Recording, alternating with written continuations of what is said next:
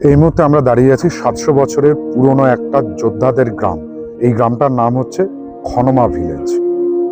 2025 সালের ফেব্রুয়ারি মাসে কিন্তু এই খনমা এশিয়া তথা ভারতবর্ষের সর্বপ্রথম গ্রিন ভিলেজ এই তকমাটা তার মাথার মুকুটের পালকে অ্যাড করে নিয়েছে। খনমা ভিলেজটা কিন্তু হচ্ছে মেনলি নাগাল্যান্ডের আঙ্গামি যে ট্রাইবস আছে তাদের গ্রাম।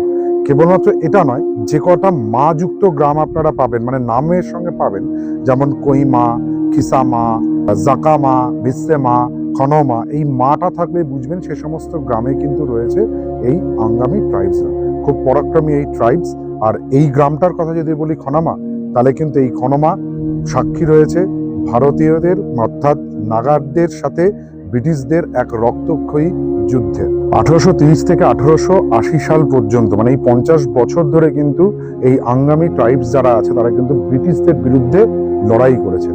ব্রিটিশ অফিসারদের কিন্তু এখানকার যোদ্ধারা হত্যা করে এবং তাদের এখানে কবর দিয়ে রেখেছে। কেন গ্রিন ভিলেজে তকমাটা সে পেয়েছে? কারণ 1830 থেকে 1880 এই যে দীর্ঘ 50 বছরের রক্তক্ষয়ী একটা সংগ্রামের রক্তাক্ত খনমা তখন ভাবলো এই লাল রংটাকে চেঞ্জ করতে হবে। তখন তারা বায়োডাইভার্সিটি, কনজারভেশন, কাল্টিভেশন এবং নেচারের দিকে ব্যাক করে এবং তখন থেকেই শুরু হয় সবুজায়নের এক নিরলস প্রচেষ্টা। আর তারই ফলস্বরূপ 2025-এ এই বিশেষ তকমাটা পেয়েছে খনমা ভিলেজ। আমরা এখানে এই খনমা ভিলেজে খনমা ফোর্ট, সেই ব্রিটিশদের মনুমেন্ট আর লোকাল যে মরুং আছে সেই মরুংগুলো আমরা এখন দেখব। তো চলুন এক এক করে দেখে ফেলি এই খনমা ভিলেজের ভেতরে সমস্ত অঞ্চলগুলোকে।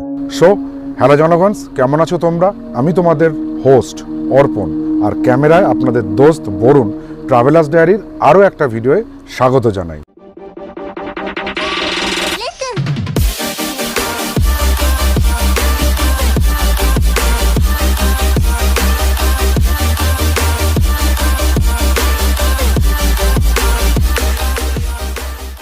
Morning from Kohima. আজকে আমরা আমাদের কোহিমার বোরাজ হোমস্টেকে টাটা জানিয়ে বেরিয়ে চলেছি নেক্সট ডেস্টিনেশন মককচুংয়ের উদ্দেশ্যে। আজকে আমরা টোটাল ডিস্টেন্স কভার করব হচ্ছে 220 কিলোমিটার।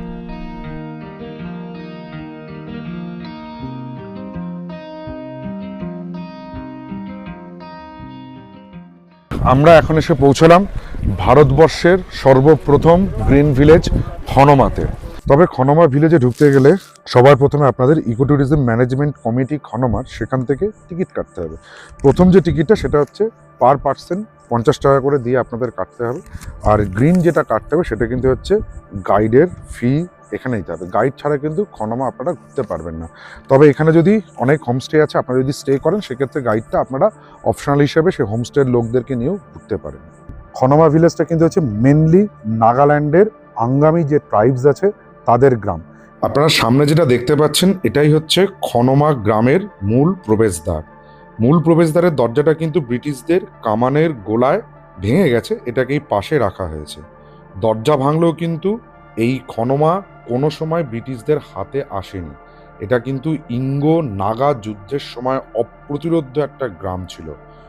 আর সেই জন্যই এই খনমা ভিলেজকেই কিন্তু বলা হয় দ্য ল্যান্ড অফ ওয়ারিয়ার্স বা যোদ্ধাদের ভূমি। কারণ যতবার ব্রিটিশরা এই খনমা দখলের চেষ্টা করেছে ততবারই কিন্তু তারা ব্যর্থ হয়েছে, আর খনমা ব্রিটিশদের কাছে মাথা নত করেনি। পরবর্তীতে 1990 সাল থেকে কিন্তু এই গ্রামের অধিবাসীরা সম্পূর্ণরূপে শিকারকে বর্জন করে আর পরিবেশ রক্ষার উদ্যোগ গ্রহণ করে। খনমার পাহাড়ি ঢালে ধাপ চাষের মনোরম দৃশ্য কিন্তু সত্যিই উপভোগ্য, আর এখানে মূলত ধান আর সবজির চাষই হয়ে থাকে। এই মুহূর্তে আমরা দাঁড়িয়ে আছি ব্রিটিশ অ্যাডমিরাল C.R. কুকের সমাধির উপরে, মানে সমাধির যে টেরেস তার উপরে। আর এই জায়গা থেকে দাঁড়িয়ে খনমার টেরেস ফার্মিংয়ের একটা অসাধারণ সৌন্দর্য আপনারা উপভোগ করতে পারবেন। আমরা যেখানটায় দাঁড়িয়ে আছি এটা হচ্ছে খনমা ফোর্টের মেহমা পাট। মেহমা পাটের কাজটা হচ্ছে এখানে যুদ্ধের সময় যখন নাকি ইংরেজ আর নাগাদের যুদ্ধ হচ্ছিল, সমস্ত গ্রামের বাচ্চা মহিলাদের এই জায়গাটাতে রাখা হতো, রেখে উপর থেকে ওয়ারিয়ার্সরা ঘোড়াই করে ইংরেজরা আসতো সৈন্যরা, তখন উপর থেকে ওই ঢাল বলা বা বন্দুক ছুঁড়ে ইংরেজদের সঙ্গে ওরা লড়াই করতো। এটা হচ্ছে মেহমা পাট। এখানটাতে পুরোটা ভেঙে চুরে গেছিলো, পরে রিকনস্ট্রাকশন করে এটার কাজ চলছে, এটাকে আরও সাজানো গোছানো হবে মেহমা পাটটা। এই ব্রিটিশ অফিসারের মনুমেন্টের পাশেই হচ্ছে এই মেহমাটা। ব্রিটিশ অফিসার কিন্তু বারবার খনমা গ্রাম থেকে যারা ওয়ারিয়ার্স ছিলেন তারা বলেছিলেন যে তোমরা এখানে এসো না, বাট তা সত্ত্বেও উনি এসেছিলেন। তখন কিন্তু খনমা ওয়ারিয়ার্সরা তাকে হত্যা করে এবং তাকে ওখানে কবরস্থ করা হয়। এখানকার লোকাল যারা আছেন তারা কিন্তু এটাকে রাখতেও চায়নি, বাট গভর্নমেন্ট অফ ইন্ডিয়া আর আর্কিওলজিক্যাল সার্ভে অফ ইন্ডিয়ার রিকোয়েস্টে তারা এখনও পর্যন্ত এটাকে মেনটেন করছে, কিন্তু ততটা সেভাবে মেনটেন করা হয় না ওই মনুমেন্টটা। এবার আমরা খনমার গ্রামের পাহাড়ি পথে, আঁকাবাঁকা পথ আর কি, সেই পথ ধরে হাঁটতে হাঁটতে বেরিয়ে পড়লাম খনমা গ্রামটাকে আরও কাছ থেকে দেখার জন্য। আর এই হাঁটার সময় রাস্তার দুধারে দেখতে পারবেন প্রচুর স্টল নিয়ে বাচ্চারা বসে আছে, যেখানে কিন্তু আপনারা অনেক রকম খাবারের দ্রব্য থেকে শুরু করে সুভেনিয়ার সমস্ত কিছু কিনতে পারেন। এইভাবে বেশ কিছুটা হাঁটতে হাঁটতে আমরা এই মুহূর্তে এসে পৌঁছালাম খনমার মেন ওয়াটার রিজার্ভায়ারের সামনে। আর এইটাই একমাত্র রিজার্ভায়ার যেটা নাকি পুরো খনমার জলের চাহিদাকে পূর্ণ করছে। এটা হচ্ছে খনমা ভিলেজের সেলফ হেল্প গ্রুপ, মানে মাফলার বিভিন্ন অনেক কিছু তৈরি হচ্ছে, পুরোটাই মহিলা পরিচালিত হয় এটা।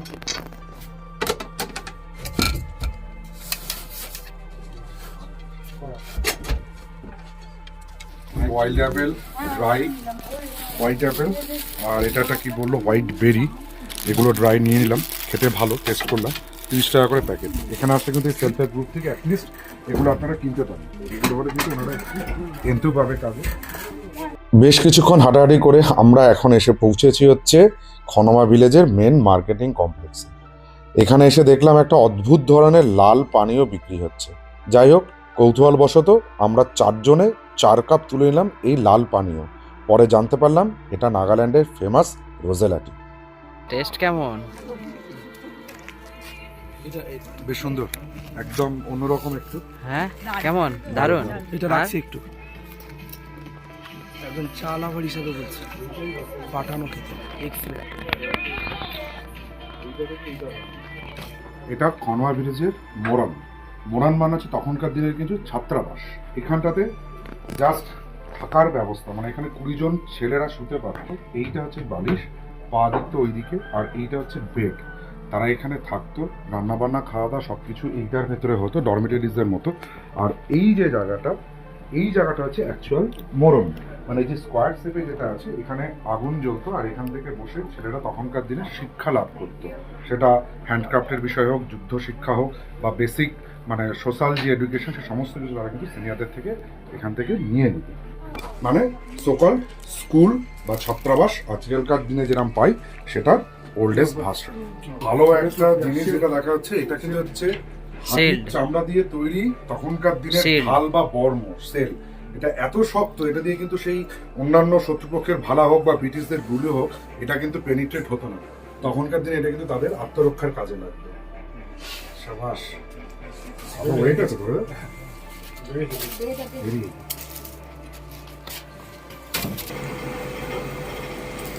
এটা হচ্ছে খনমা পোর্টের সেকেন্ড পার্ট, সিমোমা।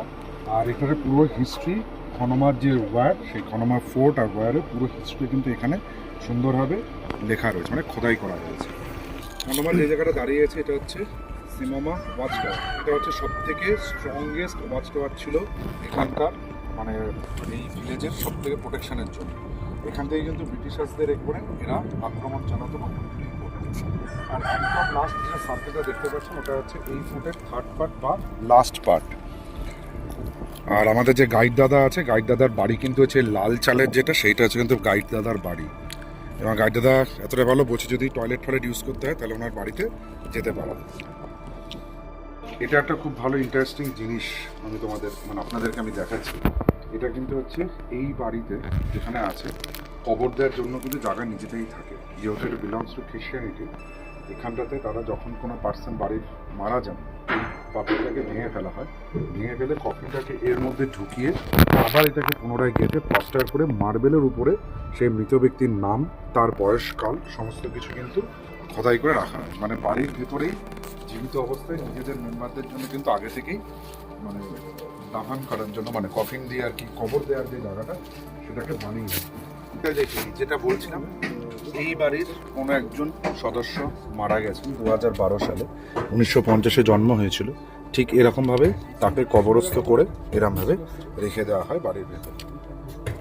জাপান নয়, ভারতেও কিন্তু পসিবল। হনমা ভিলেজে এসে এইরকম দোকান কিন্তু আপনাদের চোখে পড়বে। আইদার আপনারা এখান থেকে যখন এখান থেকে কোনো জিনিস কিনবেন, দেখুন প্রাইস ট্যাগ দেওয়া আছে। আপনারা যদি ক্যাশে দিতে চান তাহলে এখানে দেখুন রয়েছে সেলফ পে মানি বক্স, এখানে ড্রপ করবেন, অথবা আপনারা চাইলে কিন্তু এখান থেকে ইউপিআইও করে দিতে পারেন। এই সিস্টেমটা হনমা ভিলেজে বেশ ভালো। ভারতবর্ষের বিভিন্ন জায়গায় কিন্তু এরকম সিস্টেম আস্তে আস্তে গড়ে ওঠা উচিত।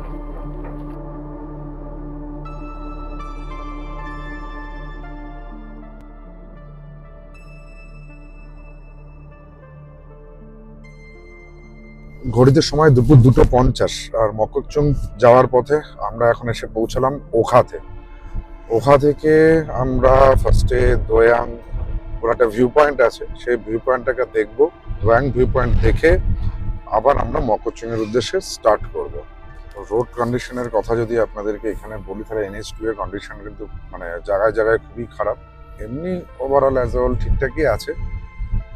তবে যেদিনকে আপনারা মানে কোহিমা থেকে মককচুং আসছেন, সেদিন কিন্তু খুব আর্লি মর্নিং স্টার্ট করবেন, কারণ যত তাড়াতাড়ি আপনারা কোহিমা থেকে স্টার্ট করবেন তত তাড়াতাড়ি আপনারা ওখা থেকে ঘুরে মককচুং পৌঁছে যাবেন।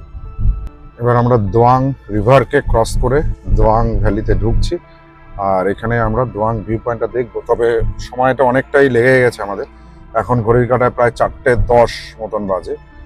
ফাইনালি আমরা দোয়াং রিভারের পাশে চলে এসেছি। এটা দোয়াং রিভার, আর এখানেই হচ্ছে বাঁধ রয়েছে, বাঁধ দিয়ে হচ্ছে এখানটাতে একটা হাইড্রাল প্রজেক্ট আছে। এই জায়গাটা দেখতে বেশ ভালোই লাগছে, মানে জলের পাশ দিয়ে হচ্ছে পাহাড় রয়েছে, আবার জল আবার পাহাড়। আমার এটা দেখে অনেকটা সেই সারাবগার ড্যামের কথা মনে পড়ছে উড়িষ্যার, এবছরই গেছিলাম। সেটা যদি আপনারা দেখতে চান ভিডিওটা, তাহলে আমাদের চ্যানেলে আছে, ভিডিও দেখে নিতে পারবেন। এনিওয়েজ, এখানে বোটিং করা যায়, বোটিং অপশন রয়েছে। আমরা বোটিংয়ের দিকে যাচ্ছি না, কারণ আমাদের এখান থেকে মককচুং পর্যন্ত যেতে প্রায় 100 কিলোমিটার পাড়ি দিতে হবে, সময় লাগবে অনেকটা, কারণ ঘড়ির কাঁটাতে এখন বাজে 4:26। দোয়াংয়ে এই জায়গাটা যদি আপনারা আসেন, তাহলে দোয়াংয়ে কিন্তু এখানে বোটিং করতে পারেন, দোয়াং ভিউ পয়েন্টটা ভিজিট করতে পারেন। এছাড়া দোয়াং থেকে আরেকটু উপরে মোরাসেন ভিউ পয়েন্ট আছে, সেই মোরাসেন ভিউ পয়েন্ট আপনারা দেখতে পারেন। সময়ের অল্পতার জন্য কিন্তু আমরা মোরাসেন ভিউ পয়েন্টটা আর আজকে যাচ্ছি না, মানে এই ক্ষেপটা যাচ্ছি না। ঘড়ির কাঁটা এখন কিন্তু বিকেল 5:20 বাজে, একেবারে অন্ধকারে ছেয়ে গেছে নাগাল্যান্ড। আমরা কিন্তু নাগাল্যান্ডের অনেকটা ভেতরে রয়েছে, একেবারে প্রত্যন্ত প্রান্তর বলা যায় এটা নাগাল্যান্ডের। আমরা টুয়ার্ডস ওখার দিকে এখন যাচ্ছি। একটা কথা আপনাদের সঙ্গে শেয়ার না করলে নয়, সেটা হচ্ছে যে নাগাল্যান্ড সম্পর্কে কম বেশি আমাদের মনে একটা ধারণা আছে। নাগাল্যান্ড মানেই হয়তো একটা প্রচণ্ড ক্ষিপ্র কোনো জায়গা হবে, নাগাল্যান্ডে হয়তো হিংস্রতা থাকতে পারে, বা নাগাল্যান্ডের মানে অ্যাটমসফিয়ার বা পরিবেশ বা এনভায়রনমেন্টের যাই হোক, সব কিছুতেই একটা ভয়ঙ্কর ব্যাপার আমাদের মনের মধ্যে থাকে। তবে সত্যি কথা বলতে, আমরা যেদিন ঢুকেছি সেদিনকেও কিন্তু আমরা নাগাল্যান্ডে নাইট ড্রাইভ করেছি। আজকেও কিন্তু নাইট ড্রাইভ পুরোটা না হলেও কিছুটা কিন্তু আমরা নাইট ড্রাইভ করছি, যেটা নাকি মানে বাইরেটা দেখলে আপনারা বুঝতে পারছেন 5:20 এইরকম পরিস্থিতি। এটুকু আপনাদের বলতে পারি, এখনো পর্যন্ত নাগাল্যান্ড কিন্তু সেফ। মানে আমাদের দৃষ্টিভঙ্গিতে, ট্রাভেলার্স ডায়েরির দৃষ্টিভঙ্গিতে নাগাল্যান্ড কিন্তু এখনো পর্যন্ত সেফ। নাগাল্যান্ডের ইচ অ্যান্ড এভরি যে সমস্ত পিপলরা আছেন লোকাল, তারা কিন্তু খুবই হেল্পফুল এবং ফ্রেন্ডলি যতটা পারছে। হ্যাঁ, ভাষাগতভাবে একটু প্রবলেম হচ্ছে, অনেক ক্ষেত্রে প্রবলেম হচ্ছে ইন দ্য মিনস অনেক ক্ষেত্রে তারা হিন্দিটাকে বুঝছে না, ইংরাজিটা এমনভাবে তারা বলছেন যে তাদের ইংরাজিটা আমাদের বুঝতে একটু সময় লাগছে, বা আমাদের ইংরাজিটা তারা একটু সময় নিচ্ছে বুঝে, কিন্তু তারা যতটুকু যা সাধ্য আর কি সম্পূর্ণভাবে গাইড করছে টুরিস্টদেরকে। সেদিক দিয়ে কোনো প্রবলেম হবে না। চলুন, হোপসো আমরা ঠিক ভালোভাবেই হয়তো মককচুং পৌঁছে যাব, তখন আবার রোড রিভিউ দেব। খালি আপাতত রোডের কন্ডিশনটা দেখুন, পুরো জঙ্গলে ঘেরা, মধ্যেখানে রাস্তা ভালোই রয়েছে। আর তার মধ্যে কিন্তু আমরা 4 জন আমাদের এই নেক্সানে এগিয়ে চলেছি আমাদের গন্তব্য মককচুং এর উদ্দেশ্যে।